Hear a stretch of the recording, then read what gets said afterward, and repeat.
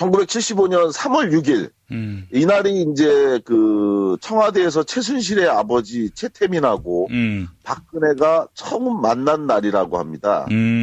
동아일보가 입수해서 보도한 김재규 최태민 관련 비리조사 보고서에 써있는 내용에 의하면 75년 3월 6일 날 처음 청와대에서 이 둘이 만났고 이 잘못된 인연이 오늘날 이제 준엄한 심판을 받게 되는데, 자, 오늘은 이 원점에서부터 다시 한번 이 문제의 본질을 좀 살펴보면서 향후 추이에 대한 이야기도 좀 드리고 싶은데요. 예. 1975년 최태민이라고 하는 이 사이비 목사, 정확히 말하면 이 사람은 목사가 아니라 남자 무당을 의미하는 박수무당이죠. 최태민이라고 하는 이 박수무당과 박근혜가 만났고, 그러면서 이제 당시에 만 23살이었던 박근혜가 자신보다 40살이 더 많았던 이 노회한 최태민하고의 인연이 시작되면서 그 후과가 지금 이제 대한민국 전체를 엉망으로 만들고 있는 단초가 된 건데요. 예. 아니 그 최태민이 박정희보다도 나이가 많죠? 5살이 많죠. 하하. 그러니까 자, 그 전모를 엿볼 수 있는 매우 의미 있는 인터뷰 기사가 며칠 전 이제 국민일보에 보도가 됐어요. 예. 그 인터뷰 대상자는 바로 대한예수교 장로회 종합 총회장인 전기영이라고 하는 목사인데요. 이 전기영이라고 하는 목사가 영세교 교주였던 이 최태민 씨하고 매우 특별한 친분 관계를 가진 걸로 알려져 있습니다. 이 전 목사의 주장에 의하면 1979년도에 처음 최태민을 만났고, 그리고 나서 이후 최태민이 사망하던 94년까지 약 15년간 전 목사하고 최태민 씨가 매우 가까운 사이로 지내면서 여러 가지 비밀스러운 이야기를 직접 들을 기회가 있었다고 하는데요. 먼저 이 전 목사의 말에 의하면 최태민은 목사가 아니라 주술가이고 무당이라고 그의 신분을 정리했습니다. 왜 그러냐면 전 목사는 최태민 씨가 1975년도에 자신이 속해 있는 대한예수교 장로회의 종합총회에서 목사 안수를 받았지만 이때 당시에 신학교육은 받지 않았다는 겁니다. 돈을 주고 목사직을 샀다는 게 바로 전 목사의 증언인데요. 예.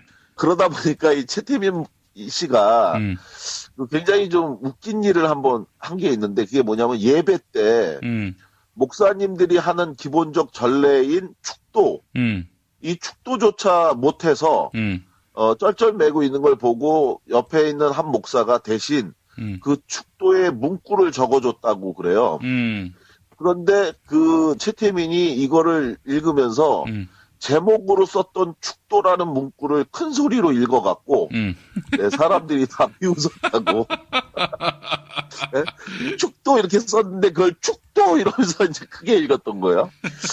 아주 그러니까 기본적인 소양도 없는 거죠. 저 같은 사람도 아는. 그런데 이 전 목사가 행한 인터뷰 중에서 가장 눈여겨봐야 할 지점이 있는데, 그건 바로 최태민과 박근혜가 알게 된 동기 부분입니다. 이미 많이 알려진 것처럼 최태민과 박근혜가 알게 된 것은 최태민이 박근혜에게 3차례 편지를 보냈는데, 말씀드렸던 것처럼 1974년 8월 15일 날 문세강 사건이 일어났던 바로 그날 문세강을 저격하려던 청와대 경호실 직원이 쏜 권총 오발 사고로 유경수 여사가 사망을 하죠. 예. 그래서 사실은 이제 문세강의 총을 맞은 게 아니라 청와대 경호실 직원의 오발로 인한 권총을 맞고 총알을 맞고 유경수가 사망하자 최태민은 이후에 모두 3차례 박근혜에게 편지를 보냈는데요. 예예예. 이 당시 최태민의 비리를 조사했던 경찰 고위 간부의 증언에 의하면 최태민이 처음 박근혜에게 편지를 쓴 때는 75년 1월이었다고 합니다. 그러니까 1월부터 2월 사이에 모두 3차례 편지를 보냈는데, 이때 당시에 최태민이 보냈던 편지에는 그 첫 문장이 어젯밤 꿈에 국모님을 뵈었습니다. 국모님 말씀이 내 딸을 보살펴달라고 부탁하시는 것이었습니다로 이제 시작하는 내용인데, 그 내용에서 내 꿈에 유교사가 현몽하여 나타나 내 딸 그네가 우매하니 당신이 그녀를 도와주라고 해서 자기가 연락을 드렸다. 이렇게 한 건데요. 이 전 목사의 증언에 의하면 이때 박근혜가 최태민을 청와대로 초청하면서 최태민이 돌을 닦고 있던 곳으로 까만 승용차를 여러 대 보냈다고 그럽니다. 동아일보가 입수해서 보도했던 중앙정보부장 김재규 작성의 최태민 부정행위 조사보고서에 의하면 바로 이날이 1975년 3월 6일이라는 겁니다. 그리고 이때는 당시 최태민이 서울 동대문구 제기 2동에 박아무개 씨 집에 전세를 살면서 스스로를 태자마마라고 칭하면서 예, 전빵 수준의 점을 치고 있을 때였다. 예, 이런 때였는데요. 더 놀라운 것은 이게 이제 굉장히 중요한 이야기인데 아마 이 이야기는 이번에 전 목사가 처음 증언을 통해서 밝힌 사실인 것 같습니다. 예. 최태민을 청와대로 초청한 날, 이 전 목사의 인터뷰 증언에 의하면 이날 만 23살이었던 박근혜가 기절을 하며 정신을 잃었다고 그래요. 어이구야. 최태민을 만났을 때. 근데 이 사연이 정말 참으로 기가 막힌 일입니다. 어머니 유경수 여사가 갑작스럽게 사망하자 심리적 고통에 시달리던 박근혜 앞에서 이 최태민 씨가 뭘 했냐면요. 우리 김 PD님 사랑과 영혼이라는 영화 보신 적 있으시죠? 네. 그 사랑과 영혼에서 이른바 점성술사 사기꾼 우담의 역으로 나왔던 우피 골드버그가 예. 영혼 빙의를 하는 장면이 있지 않습니까? 죽은 사람의 혼령이 점성술사의 몸에 들어와서 이 연기를 하는 그런 장면이 나오거든요. 예. 그런데 최태민이 바로 이날 그 우담의 역에 우피 골드버그하고 똑같은 방식으로 유경수 여사의 영혼이 빙의됐다고 하면서 유경수 여사의 표정과 음성을 그대로 재현했다는 거예요.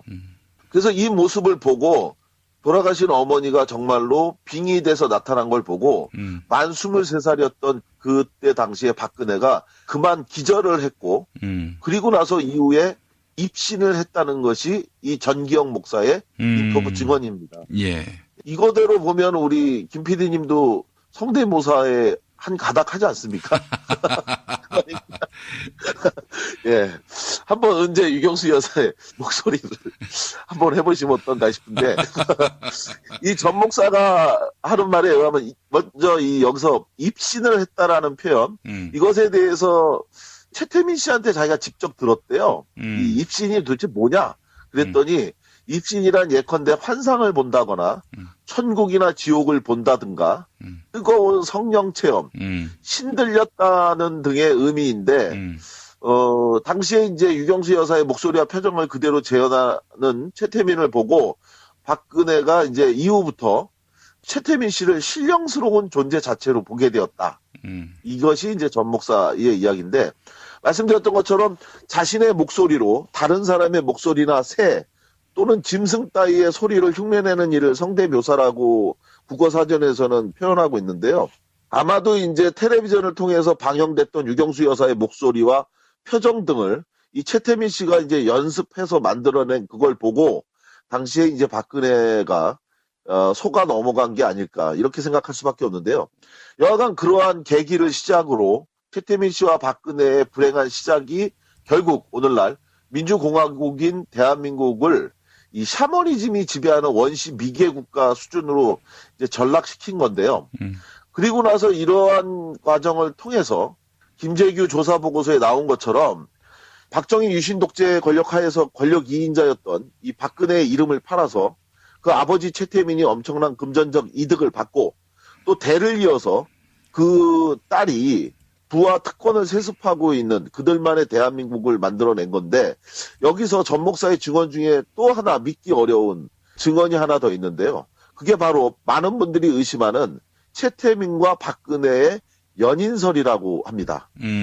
이 전 목사가 최태민 씨가 살아있을 당시 이에 대해서 물어본 적이 있다고 하는 거예요. 최태민에게 박근혜하고 정말 연인 사이냐?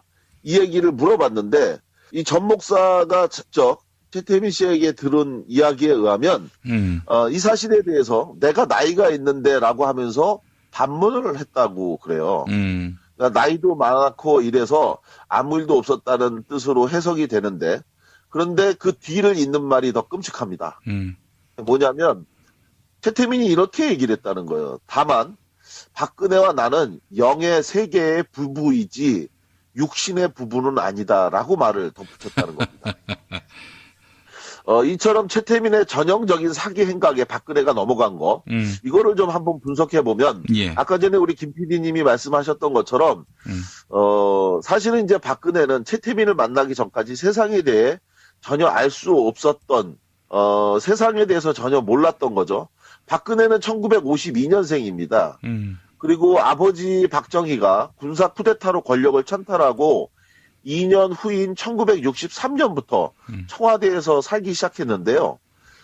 이때 당시가 만 11살이었죠. 그리고 나서 일반적인 세상과 단절돼서 매우 특별한 세상에서 성장을 했는데, 그러다가 어머니를 잃은 해가 만 22살이 되던 해였고, 그리고 나서 어머니의 죽음으로 그는 아무것도 하지 않았지만 대한민국의 두 번째 권력자인 퍼스트 레이디를 이어받았습니다. 이때가 만 23살이 됐던 거죠. 한편 최태민은 1912년 5월 5일생입니다. 박근혜가 1952년생, 그러니까 무려 40살이나 나이가 더 많았고, 아버지인 박정희가 1917년생이니까 최태민은 그 아버지 박정희보다 무려 5살이나 더 많았던 거거든요. 이처럼 최태민은 일제 순사로 시작해서 이후 해방공간을 거치면서 다시 대한민국 경찰을 지냈고, 이후 영세교 교주, 태자마마로 또 7개의 이름과 6명의 부인을 둔, 그리고 모든 종교를 다 섭렵해서 그걸 다 통합해서 만든 게 이제 영생교라고 하는데, 그러한 경력을 가졌던 이 최태민이 당시 만 23살에 어렸던 한 여자를 속이는 것은 정말 일도 아니었을 겁니다. 그런 상황 하에서 오늘 이야기의 중요한 이야기인데요. 최태민의 농간, 일반적으로 속을까? 저게 정말 말이 되나? 이러한 농간을 적어도 2번은 바로잡을 기회가 있었는데, 그 2번의 기회를 전부 다 날려버려서 오늘 이 대한민국을 이 지경으로 만든 숨겨진 인물, 바로 그 사람 선우연이라고 하는 사람에 대한 이야기를 하려고 합니다. 아, 선우연. 예. 지난번 시간에 제가 오늘 선우연에 대한 이야기를 좀 드린다고 그랬는데, 이 선우연이라는 사람은 누구냐면요. 1929년 1월 19일 날 태어났고요. 박정희 정권 당시에 청와대 공보비서관으로 일을 하다가 지난 1997년 1월 28일 날 사망한 사람입니다. 그런데 이 사람이 자신이 박정희의 청와대 공보비서관으로 재직하고 있는 동안에 이 문제의 구국 선교단과 관련한 여러 일을 했다고 자신의 회고록에 썼는데, 이 회고록 내용을 보면 선우연 씨가 바로 오늘날 이 최순실 사태가 일어나도록 한 중요한 2번의 잘못을 하게 됩니다. 첫 번째 선우연의 잘못은 바로 중앙정보부장 김재규가 최태민의 비리를 조사해서 이를 박정희에게 보고한 직후의 일이었습니다. 때는 1977년 9월 22일 밤의 일인데요. 이날 박정희는 이 선우연을 불러서 아주 중요한 3가지 지시를 했는데, 그것은 바로 8일 전에 있었던 9월 12일 이른바 친국과 관련한 이야기였습니다. 지난번 시간에 저희가 말씀드렸던 것처럼 김재규가 최태민의 비리를 조사해서 이를 보고했는데, 그걸 보고하자 박정희는 9월 12일 날 직접 친국을 열어서 박근혜와 김재규, 그리고 김재규의 지시를 받은 중정수사국장 백광현, 이 조사를 했던 사람이죠. 그리고 최태민을 배석시킨 가운데 사실 여부를 가렸는데, 이날 박근혜가 아버지 박정희에게 눈물을 흘리면서 이 최태민의 무고함을 주장했거든요. 그러니까 박근혜의 눈물에 아버지 박정희가 넘어가서, 그래서 검찰에다가 다시 한번 중정이 조사한 내용이 사실인지 여부를 확인해 보도록 지시를 했는데, 결국 검찰에서도 사실로 드러나니까 바로 박정희가 친국이 있었던 날로부터 8일 후인 77년 9월 20일 날 공보비서관인 구국 선교단을 관리했던 이 선우연을 불러서 모두 3가지 지시를 하는데, 지난 2005년에 공개된, 그러니까 선우연이 사망하고 난 후에 비로소 공개된 이 회고록에 의하면 날짜까지 소상히 적혀 있었거든요. 여기에서 이 3가지 지시 내용은 바로 이거였죠. 최태민을 거세하고 향후 그네와 청와대 주변에 그자가 얼씬도 못하게 해라. 그리고 구국 선교단 관련한 단체는 모두 해체하라고 이렇게 세 가지를 지시했다고 합니다. 그런데 바로 이날 선 의원이 한 첫 번째 잘못, 이게 바로 오늘날 비극의 시작이 됐는데요. 선 의원이 바로 이것을 대통령의 지시에 따라 시행했어야 되는데 어처구니 없게도 선 의원은 박근혜를 찾아갔다고 합니다. 네. 아버지의 지시를 받은 다음에 이걸 집행한 게 아니라 제일 먼저 박근혜를 찾아가서 아버지가 지시한 내용을 전달해 준 거예요. 이 선 의원의 회고록에 의하면 대통령의 지시를 받은 후 나는 곧 근혜양에게 가서 이 사실을 알렸다. 근혜양은 얼굴이 하얘지더니 낙담한 표정으로 눈물을 지었다. 안쓰러운 생각이 들었다. 자, 결국 박근혜가 이날 흘린 두 번째 눈물. 결국 이 눈물을 보고 이번에는 선 의원이 또 넘어간 겁니다. 그래서 선 의원은 이때 하지 말아야 될 또 두 번째 잘못을 하게 됩니다. 첫 번째는 박정희로부터 지시를 받고 이걸 집행한 게 아니라 박근혜를 찾아가서 이 사실을 전달한 것이 첫 번째 잘못이라면 선 의원은 박근혜가 흘린 두 번째 눈물을 보고 두 번째 잘못을 하게 되는데 그것은 바로 박근혜의 눈물을 본 후에 박근혜에게 제가 각하에게 그러니까 박정희를 얘기하는 거죠. 각하께 다시 보고 드릴 테니 기다려봐요라고 자기가 얘기했다고 회고록에 쓰고 있는데요. 실제로 며칠이 지난 후 선 의원은 박정희를 만나서 각하, 큰 영애가 영부인이 돌아가신 후 퍼스트레이디 역할을 대리하고 있는데 하고 있던 단체를 모두 해체하면 영예의 체면이 깎입니다. 구국 여성 봉사단만은 계속할 수 있도록 허락해 주십시오. 이렇게 이제 이야기를 하니까요. 그 전에 딸의 눈물을 봤던 아버지 박정희 역시 침묵하다가 이 뜻을 수용했다고 합니다. 그러면서 선 의원한테 자네가 최태민을 가까이 안 하게 할 수 있나? 이 둘을 접근시키지 않는다는 조건을 붙여서 자네가 요구한 것을 허락할 테니 그럼 계속 따로 논의해서 일할 수 있도록 하게. 사실 지난번에 내가 특명을 내리고 나서도 그네가 엄마도 없는데 일까지 중단시켜서 가엾기도 하고 나도 마음이 아팠어. 자네가 구국 여성 봉사단만은 허락해달라고 하니 나로서도 괴롭지만 어떤 의미로는 내 마음이 편안해지네. 내 뜻을 알아서 정말 잘해주기 바라네. 이제는 절대 잡음이 나지 않겠지. 내가 그간 새마을 봉사단에 관해 최태민과 관련한 보고가 올라올 때마다 가슴이 찢어지게 아팠네. 늙음하게 애들이라도 잘 돼야 내가 마음이라도 편안하지 않겠는가. 나를 좀 도와주게. 이렇게 선 의원에게 박정희가 이야기했다는 겁니다. 아니 그렇다면은 이 부분만 보더라도 박근혜 씨는 환자잖아요. 그쵸. 환자가 정치를 하고 대통령까지 한다? 이거는 있을 수 없는 일 아닌가요? 자, 그런데 바로 그래서 제가 말씀드렸던 것처럼 앞부분에 이 선 의원이라고 하는 사람이 결국은 대한민국을 이 지경으로 만든 결정적인 잘못이 있는데 말씀드린 것처럼 선 의원은 박정희의 지시처럼 이 둘의 관계를 청산시키지 못했습니다. 그러니까 박근혜의 두 번째 눈물에 그만 마음이 약해져 갖고 아무 대책도 없이 박근혜의 지시처럼 이걸 따르지 못했고 결국 이러한 비극은 단순히 대한민국의 비극뿐만 아니라 지난 시간에도 말씀드렸지만 이미 확인된 것처럼 이 비극은 박정희를 죽음으로 몰아가게 된 결정적 이유 중에 또 하나가 됐죠. 바로 선 의원은 자기가 모셨던 주군인 박정희도 결국 이 사건으로 죽게 한 거지 않습니까? 1979년 10월 26일 중정부장 김재규에 의해 박정희가 죽게 된 원인 중 하나가 바로 이 최태민에 대한 처리 결과에 대한 불신 때문이었다라고 김재규는 항소 보충 이유서에서 이제 밝혔는데 결국 최태민이 박정희를 죽게 한 것은 바로 이날 77년 9월 22일에 있었던 박정희의 지시를 선 의원이 무책임하게 따르지 않고 그것을 박근혜에게 전달했고 그러면서 박근혜의 두 번째 눈물을 보면서 오늘날 대한민국의 국가 시스템을 문란하게 만든 것, 또 자기 아버지 박정희가 죽게 한 것, 이것이 모두 다 바로 그때의 잘못인데요. 그런데 이러한 잘못을 또 해서는 안 된다는 것, 이게 바로 오늘 제가 드리고 싶은 말씀의 핵심입니다. 피도 눈물도 없었던 독재자 박정희도 그리고 그 독재자 밑에서 청와대 비서관을 했던 선 의원 역시 분명히 예감하고 있었던 바로 그 원인, 방금 우리 김 PD님이 말씀하신 것처럼 거의 이것은 뭐 이 세상사에 대해서 제대로 알지 못하고 있었던 어리석은 박근혜에 대해서 눈물을 보고 원인을 재건하지 못한 한 가지 공통점을 가지고 있었던 거죠. 그죠? 이 박근혜의 눈물, 이 흘렸던 눈물을 보면서 누가 봐도 사기꾼인 최태민, 이것에 대해서 박정희도 알았어요. 이게 사기꾼이라는 거. 또 손우현도 알고 있었습니다.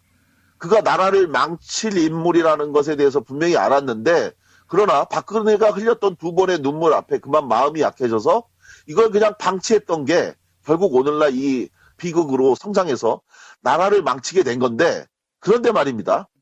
만약에 앞으로 박근혜가 또다시 눈물을 흘리면서 국민에게 한 번만 더 믿어달라고 하면서 오늘이라도 당장 텔레비전에 나와서 우리나라 보수 성향의 국민들, 이 사람들에게 눈물로 정말 간곡하게 호소한다면 어떤 반응을 보일까요?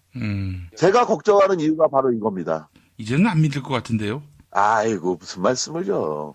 지난번 대통령 선거 때 불쌍하다고 보내준 게 청와대입니다. 네? 엄마 아버지 다 죽었다고 청와대라도 보내주자고 하는, 아까 전에 어떻게 이런 사람을 뽑았냐고 그랬지 않습니까? 네. 이게 바로 우리나라 국민들이 정치를 뽑은 게 아니라 자기가 그냥 보고 싶은 것만 보고 한 거죠. 사실은 저는 다음 시간에 한번 말씀을 드리겠지만 이건 역시 지금 대단히 잘못되고 있는 거죠. 건국 중립내각이니 어쩌저쩌 얘기하는 것 자체가 말이 안 되고 하는데, 여하간 그 얘기는 다음에 한번 말씀을 드리도록 하고, 오늘 제가 드리고 싶은 말씀의 핵심은요, 박근혜의 세 번째 눈물에 또다시 속는다면 단언컨대 이 나라는 망할 거다. 우리가 깨달아야 할 것은 대한민국의 눈물입니다. 이 박근혜의 세 번째 눈물에 더 이상 절대 속아서는 안 된다.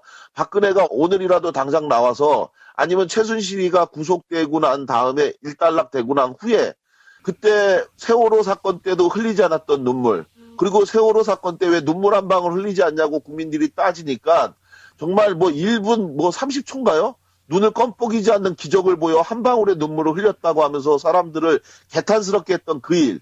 그런데 그 박근혜가 앞서 최태민을 위해선 두 번이나 눈물을 흘렸다는 사실, 그리고 지금 와서 만약 세 번째 눈물을 흘린다면 이 잘못된 눈물에 속아서 또다시 이 잘못된 통치가 지속될 수 있게 한다면 그 대신 흘려야 될 국민의 눈물은 강을 이루고 바다를 이루게 될 거다. 이 이야기가 오늘 김용민 본격 정치 논평 고상만이 전하는 이야기, 여기까지입니다. 예, 알겠습니다. 선우현 그 양반이 1997년에 저 세상 사람이 됐군요. 예. 예.